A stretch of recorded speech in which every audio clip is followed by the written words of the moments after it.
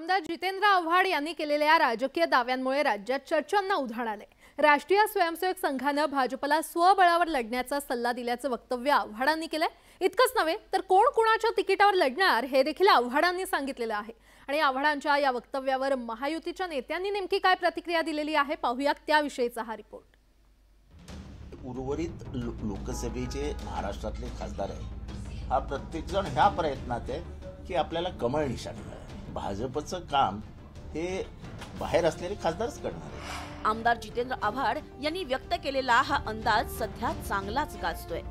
भाजपला राष्ट्रीय स्वयंसेवक संघाने स्वबळावर निवडणुकीच्या मैदानात उतरल्याचा सल्ला दिल्याचंही आव्हाड म्हणाले। परिणामी महायुतीत असलेली एकनाथ शिंदेची शिवसेना आणि अजित पवारांचा गट त्यांच्या चिन्हावर लढणार नाही।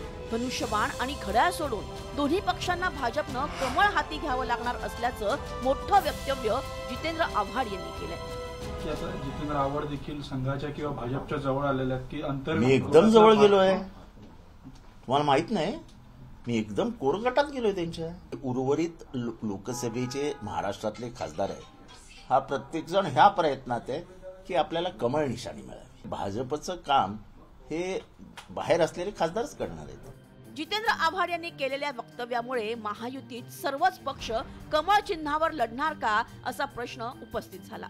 स्वतंत्र पक्ष असलेले शिवसेना आणि अजित पवार गट त्यांची चिन्ह गुंडाळून ठेवतील का अशी चर्चा राजकीय वर्तुळात सुरू झाली। परिणामी शिवसेना आणि अजित पवार गटाच्या नेत्यांनी राजकीय रणांगणात उतरून जितेंद्र आव्हाड यांचा चांगलाच समाचार घेतलाय। जितेंद्र आव्हाडांच्या राजकीय अंदाजामुळे थेट भाजपच्या रणनीतीवर प्रश्नचिन्ह उपस्थित झालं। परिणामी भाजपनेही जितेंद्र आव्हाडांना जशास तसं उत्तर दिलं। जितेंद्र आव्हाडाला रोज काहीतरी स्टंट करायचा असतो आणि मीडियामध्ये राहायचं असतं। भारतीय जनता पार्टीची कुठलीही बैठक झाली नाही, संघासोबत तर बिलकुलच झाली नाही। संघ अशा बैठकी घेत नाही आणि कोणताही असा निर्णय नाही। भारतीय जनता पार्टी ही महायुतीमध्येच लढणार आहे। निवडणुकीच्या तोंडावर प्रतिस्पर्ध्यांमध्ये चलबिचल आणि अविश्वास निर्माण करण्यासाठी अनेकदा स्फोटक वक्तव्य केली जातात, अंदाज वर्तवले जातात। आता जितेंद्र आव्हाड यांनी वर्तवलेला अंदाजही त्याच पठणीतला आहे का हे लवकरच स्पष्ट होईल। Bureau report, news 18 Lokmat.